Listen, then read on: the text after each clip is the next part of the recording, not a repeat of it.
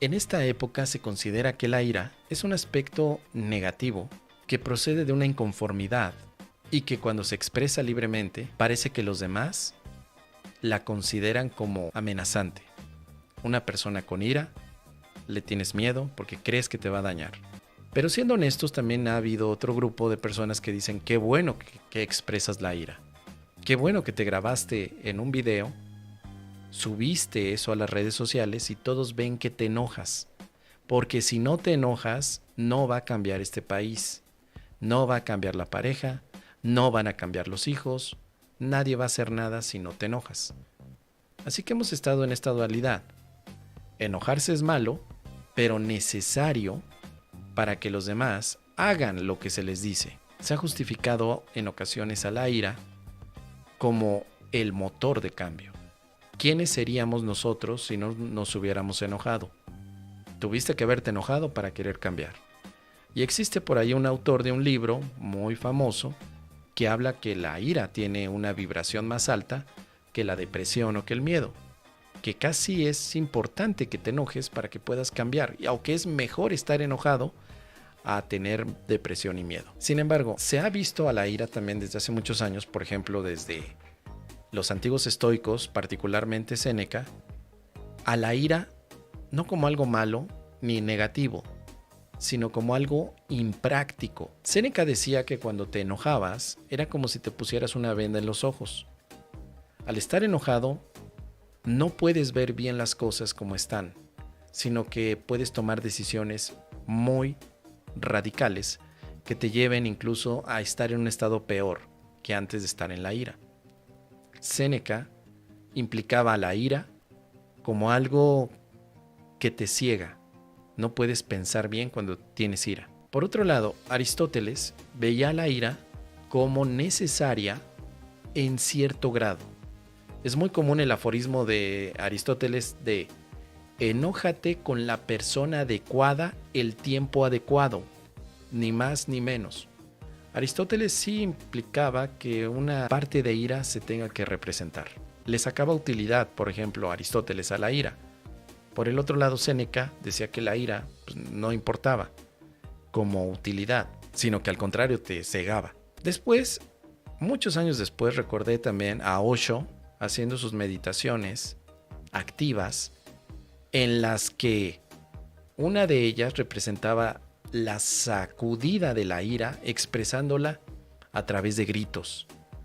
Grita, pégale a una almohada, pégale a los árboles. Trata de pegarle, bueno, a los árboles no, pero pégale algo que te permita relajar tu cuerpo de toda esa ira que has estado acumulando. La ira como tensión, entonces Osho en este tipo de lugares se dedicaba a que todo mundo gritara y a través de los gritos pudiera expresar la ira. Y ya una vez que la sacó, el individuo podía acostarse en el piso, descansar y ahora sí entrar en un estado de meditación. Por eso se hizo tan famosa la visión de Osho dentro de lo que es la meditación, con este toque innovador y revolucionario, mientras que anteriormente se consideraba que en la meditación tú tienes que estar en un estado completamente pasivo, aunque estuvieras iracundo. Osho le da un cambio y dice, si estás iracundo no puedes meditar, hay que sacar esa ira. El curso de milagros ve a la ira como no justificable. No la tacha de mala, ni de buena, ni de necesaria, sino que es una consecuencia de haber pensado sin amor, de haber visto algo que no está ahí, de haberte comparado a ti mismo con otro que parece diferente a ti y que está en una posición mejor o peor a ti. La ira, el curso de milagros la ve como una consecuencia que puede ser emocional, un poco como la ve la psicología en ese aspecto, pero nunca se dedica el curso de milagros a quitarte la ira, porque la considera siempre desde un punto de vista de efecto. La ira es la consecuencia de ver algo que no está allí. Es decir, la ira es la consecuencia de la proyección.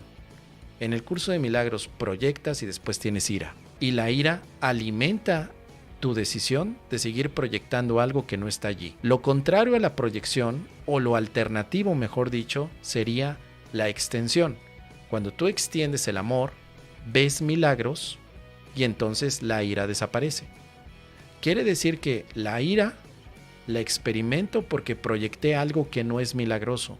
Estoy proyectando separación, sacrificio, dolor, sufrimiento, etc. Pero el curso de milagros no trata la ira como tema central de conversión para llegar al amor, sino que deja que la ira se desvanezca automáticamente cuando eliges desde el amor. Cuando aprendes a elegir el amor, la ira se va. No, o mejor dicho, si eliges desde el amor, la ira no aparece. Siempre que tienes ira, es porque pensaste sin amor. Sería la base simple del curso. Por eso el curso no te invitaría a que hicieras ejercicios para expulsar a la ira. Te diría, mejor elige desde el amor y ya no experimentarás ira. Es un ámbito diferente al que tenemos pensado.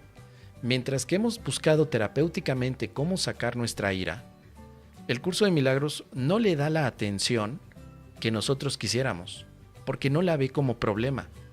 La ve como consecuencia de un mal pensar o de un pensar incorrecto, pero no la ve como un tema central.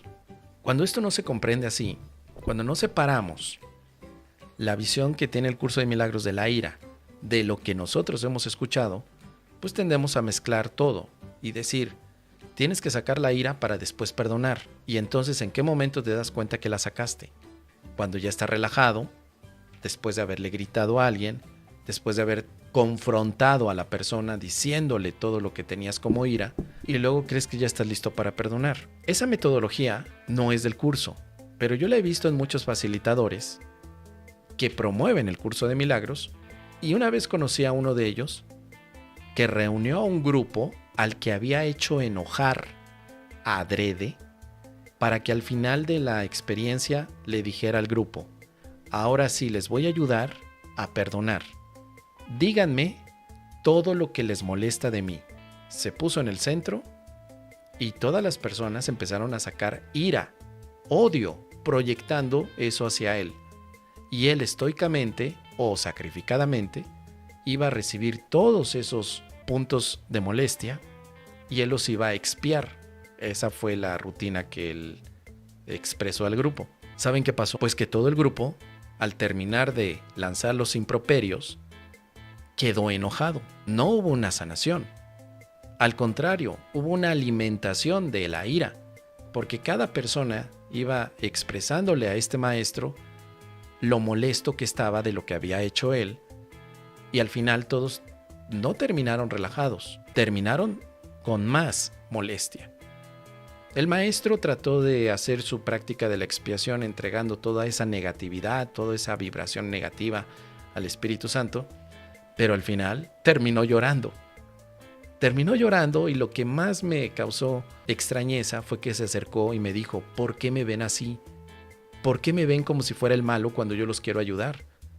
Entonces yo le preguntaba, pero ¿de dónde se te ocurrió hacer este tipo de procedimiento para liberarte de la ira? Y como muchos maestros de pronto llegan a decir, me lo dijo Jesús, no soy yo el que está hablando, yo simplemente fluí.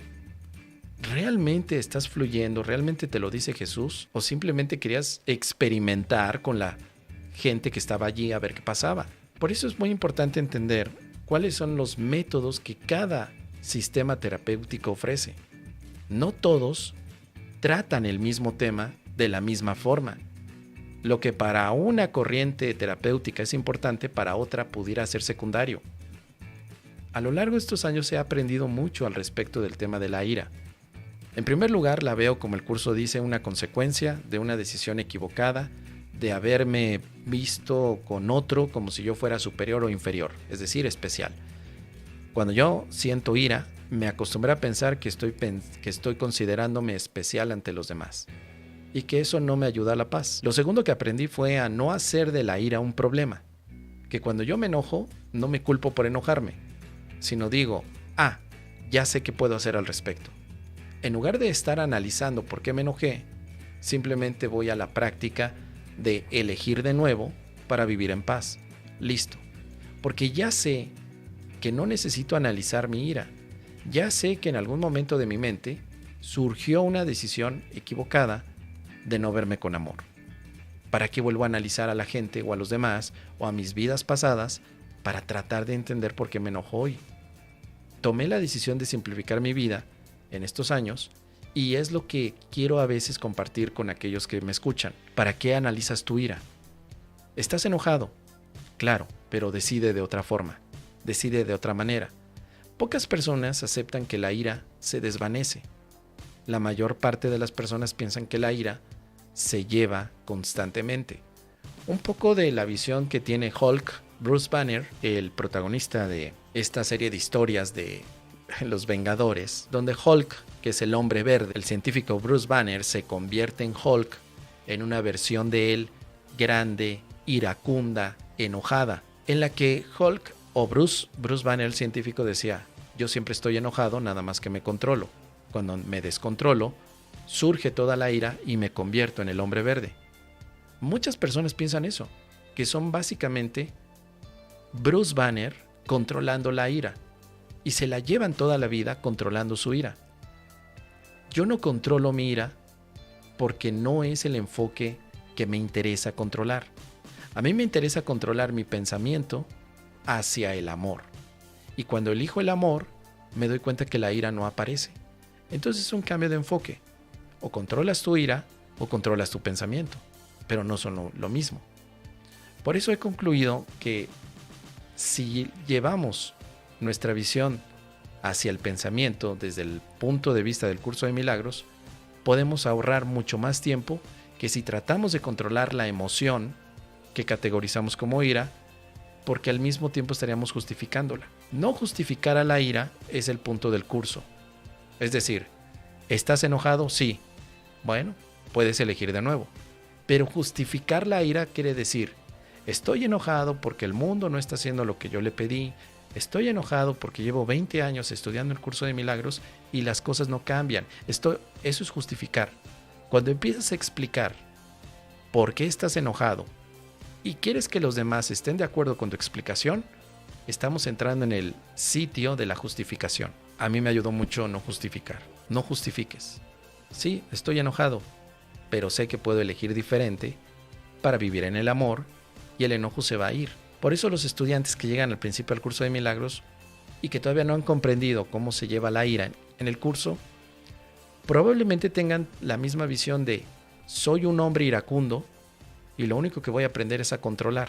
Pero en el curso vamos a ver que no somos hombres o mujeres iracundas, sino que más bien la ira se volvió una cotidianidad porque estamos pensando de una manera que no tiene amor. Para concluir con este punto, queridos amigos, si estás practicando el curso de milagros, permítete descubrir cuál es el tratamiento que le da a la ira. Te va a sorprender que tal vez no hay una invitación a que la expreses. Aunque lo hicieras, tampoco hay culpabilidad, pero no es el método, sino que hay otro método que tiene que ver con tu manera de pensar y que te liberará de los efectos de la ira, porque evidentemente la ira implica que hubo una proyección y negación de la paz. Cuando dejas de experimentarla, no hay paz, sino que más bien la paz es una decisión que te lleva a no experimentar la ira. Estamos cambiando constantemente en el curso de milagros lo que es causa y efecto. Antes de llegar al curso de milagros, un estudiante podría pensar: no estoy en paz porque la causa es mi enojo. Pero en el curso de milagros no es así, sino que la causa de tu paz no es evitar la ira. La causa de tu paz es elegir el amor. Cambio de enfoque. Y eso solamente se aprende estudiando con más detalles el curso de milagros. Ahora ustedes, queridos amigos, déjenme aquí en los comentarios qué opinan acerca de este tema de la ira. ¿Les gustaría que de pronto pudiéramos hacer algunos ejercicios dentro del curso de milagros que nos llevan a este tema como liberación de la ira, eligiendo el pensamiento de amor? Si es así, por favor déjame un me gusta, comparte este video y también déjame tus comentarios al respecto.